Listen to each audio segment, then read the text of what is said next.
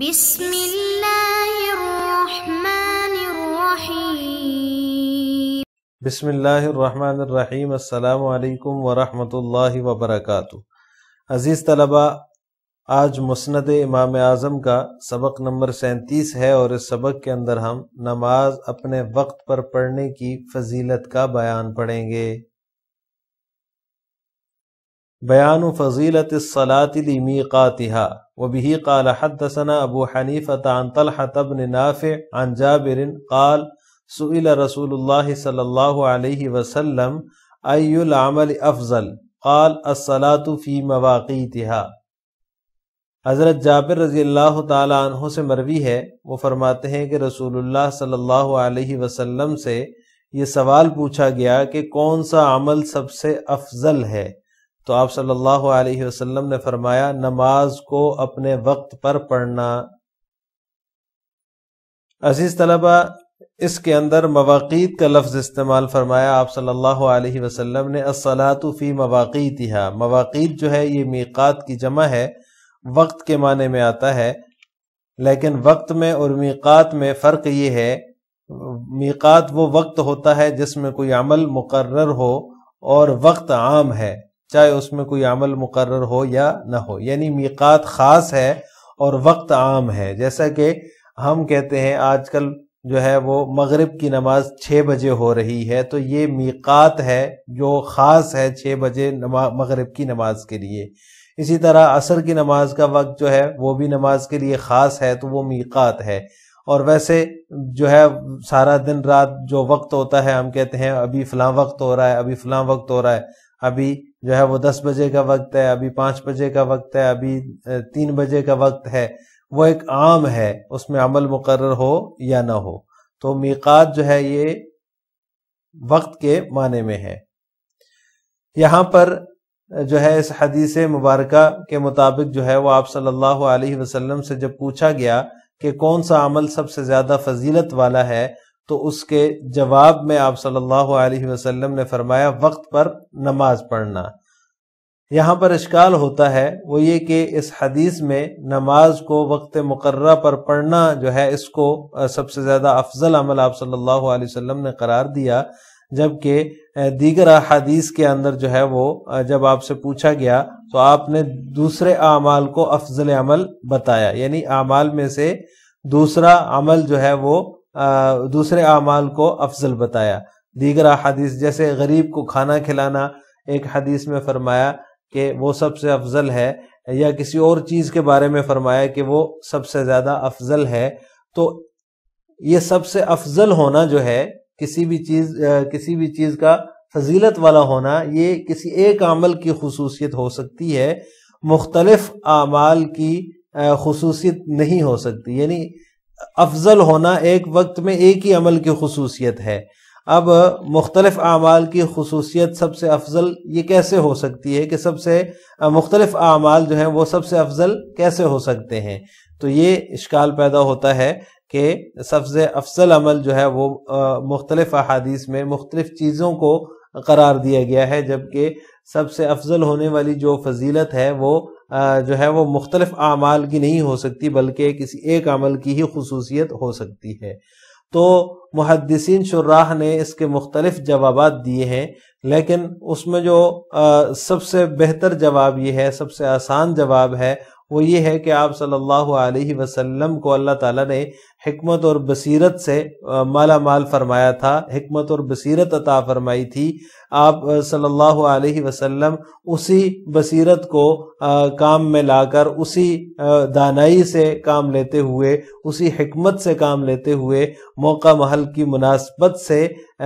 جو ہے وہ جواب مرحمت فرماتے تھے، جواب دیا کرتے تھے۔ تو آپ صلی اللہ علیہ وسلم کی جو خصوصیت تھی یہ،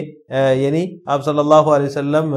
سے جب پوچھا جاتا تو آپ جس چیز کی بھی اس میں کمی محسوس کرتے پوچھنے والے میں، سائل میں، تو آپ صلی اللہ علیہ وسلم اسی کی مناسبت سے، موقع محل کی مناسبت سے، حکمت سے اس کو اسی چیز کی فضیلت سب سے زیادہ افضل ہونا اس کا بتاتے تھے، اسی چیز کو مد نظر رکھتے ہوئے، سائل کے حالات کو مد نظر رکھتے ہوئے آپ صلی اللہ علیہ وسلم اس سوال کا جواب مرحمت فرمایا کرتے تھے۔ اس کی مثال ایسے ہی ہے جیسے ایک اسپیشلسٹ ڈاکٹر ہوتا ہے، وہ ایک ہی مرض کے دو یا دو سے زیادہ مریضوں کو جو اس کے پاس آتے ہیں وہ مختلف جو ہے وہ نسخہ جات ان کے لیے لکھتا ہے، مختلف نسخے ان کے لیے تجویز کرتا ہے،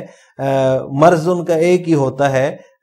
اور عوارض بھی ایک ہی جیسے ہوتے ہیں، لیکن مختلف نسخے ان کے لیے ڈاکٹر لکھتا ہے، ایک کو ایک نسخہ لکھ کر دیتا ہے اور دوسرے مریض کو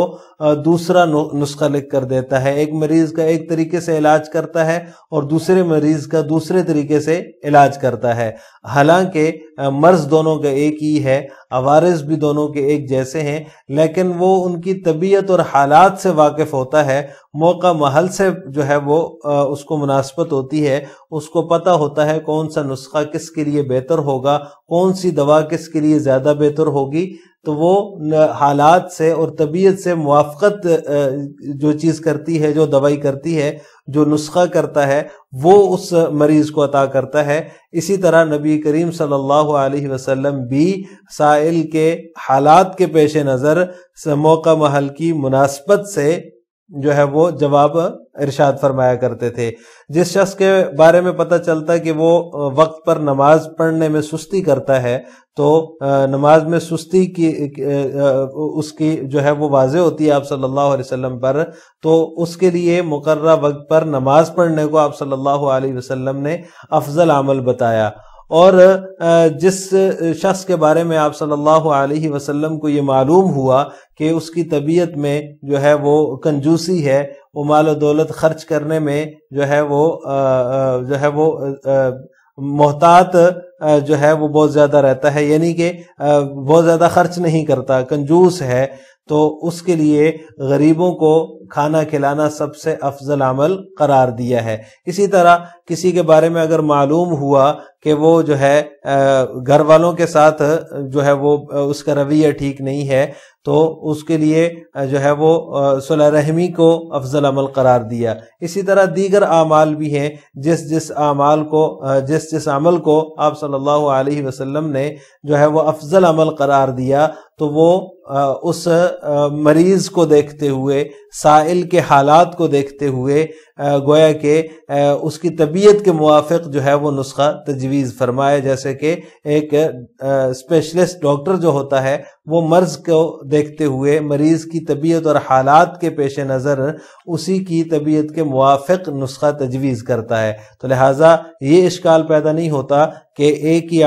وقت میں مختلف اعمال سب سے افضل کیسے ہو سکتے ہیں، تو وہ جو ہے وہ سائل کی حالت کو دیکھتے ہوئے، سائل کی جو ہے وہ کیفیت کو دیکھتے ہوئے، اس کے اندر جس چیز کی کمی ہے اس کو دیکھتے ہوئے آپ صلی اللہ علیہ وسلم نے مختلف احادیث کے اندر مختلف اعمال کو افضل قرار دیا۔ تو لہٰذا ہر جو کام جس کو آپ صلی اللہ علیہ وسلم نے افضل قرار دیا، تو وہ ہر عمل افضل ہے یقینی طور پہ، لیکن وہ اس موقع محل کی مناسبت سے جس شخص کے اندر جو کمی تھی اس کے دل میں اس کی طرف رغبت پیدا کرنے کے لیے، تاکہ اس کے اندر اس کے مواظبت پیدا ہو جائے، اس کے اندر جو ہے وہ اس کام کے حوالے سے جو سستی ہے وہ دور ہو جائے، اور اس کام کے حوالے سے جو بے رغبتی ہے وہ دور ہو جائے، اس وجہ سے آپ صلی اللہ علیہ وسلم نے اس شخص کے حالات کو دیکھتے ہوئے اس طرح کا نسخہ تجویز فرمایا اور اس عمل کو افضل قرار دیا۔ تو لہٰذا یہ اشکال باقی نہیں رہتا۔ لہٰذا اس حدیث کے اندر جیسے آپ صلی اللہ علیہ وسلم نے فرمایا کہ الصلاۃ فی مواقیتہا، نمازوں کا اپنے وقت پر پڑھنا یہ سب سے افضل ہے، تو سائل کے اندر نمازوں میں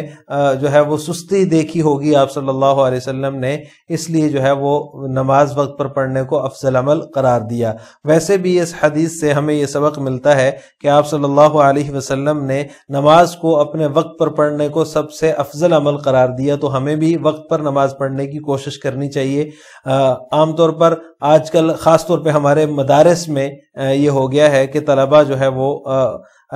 اذان ہو جاتی ہے لیکن ان کو کوئی پرواہ نہیں ہوتی، کوئی اہمیت نہیں ہے، باہر کے لوگ جو ہے وہ مسجد میں آ جاتے ہیں، اذان سے بھی پہلے آ کر بیٹھ جاتے ہیں، لیکن ہم علماء اور طلباء کا طبقہ جو ہے وہ اس کے اندر بہت زیادہ سستی اور کاہلی کا شکار ہو چکا ہے، اور ادارے کی سطح پر بھی اس کے لیے کوئی منظم نظام موجود نہیں ہے، کیونکہ ہم سمجھتے ہیں مسلمان ہے اور پھر طالب علم ہے اور عالم ہے، استاذ ہے، تو وہ تو یقینی طور پہ نماز پڑھتا ہوگا، لیکن اللہ تعالی ہمیں جو ہے وہ اس بیماری سے بچائے۔ عام طور پر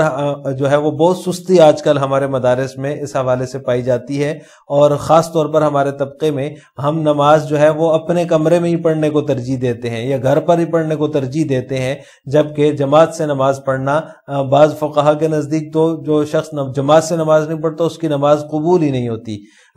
لیکن احناف کے نزدیک اور دیگر ائمہ کے نزدیک نماز تو قبول ہو جاتی ہے، فرض تو ادا ہو جاتا ہے، لیکن اس کا جو ثواب ہے جماعت کا، جو بہت بڑا ثواب ہے، اس اجر عظیم سے وہ شخص جو ہے وہ محروم رہ جاتا ہے۔ اس لیے ہمیں بھی اپنے طور پر بھی خاص طور پر اپنے آپ سے شروع کرنا چاہیے، ہمیں بھی اذان ہونے سے پہلے ہی یا پھر اذان ہوتے ہی ہم جو ہے وہ سارے کاموں کو چھوڑ کر مسجد کی طرف متوجہ ہو جائیں۔ جب ہم متوجہ ہوں گے تو ہمیں دیکھ کر عام عوام بھی جو ہے وہ مسجد کی طرف متوجہ ہوگی اور ان کو ترغیب ہوگی۔ ہم جو ہے وہ تقریریں تو بہت اچھی کر لیتے ہیں، کسی جگہ کوئی تقریر کرنی ہو، فلسفہ جھاڑنا ہو، وہ تو ہم اچھا جھاڑ لیتے ہیں، لیکن جب عمل کی باری آتی ہے، پورے طبقے کی بات میں نہیں کر رہا، علماء کی بات میں نہیں کر رہا، جو ہے وہ ہم طلباء کے اندر جو ہے یہ سستی بہت زیادہ پائی جاتی ہے۔ تو تقریریں تو ہم بہت کر لیتے ہیں، لیکن عمل کی باری آتی ہے جب، تو عمل میں ہم بہت سست ہیں۔ اس لیے جو ہے اس بات کو یقینی بنانا چاہیے اور بھرپور اس کی کوشش کرنی چاہیے کہ نماز جماعت کے ساتھ مسجد میں پڑھی جائے، اور بر وقت جو ہے اذان ہوتے ہی دنیا کے کاموں کو چھوڑ کر دیگر کاموں کو، چاہے وہ دین کا کام ہو یا دنیا کا کام ہو، اس کو چھوڑ کر مسجد کی طرف متوجہ ہونا چاہیے۔ اللہ تعالی ہمیں اس کی توفیق عطا فرمائے۔ لہٰذا آج کے سبق کا خلاصہ یہ ہوا کہ ہم نے نماز اپنے وقت پر پڑھنے کی جو فضیلت ہے اس کی تفصیل پڑھی ہے۔ آخر میں آپ سے 2 سوال ہیں۔ نمبر 1، کیا ایک وقت میں مختلف اعمال سب سے افضل ہو سکتے ہیں؟ نمبر 2، نبی کریم صلی اللہ علیہ وسلم نے مختلف جوابات کیوں دیا کرتے تھے؟ تو ان دونوں سوالوں کا جواب آپ نے اختصار کے ساتھ کمنٹ باکس میں دینا ہے۔ السلام علیکم ورحمۃ اللہ وبرکاتہ۔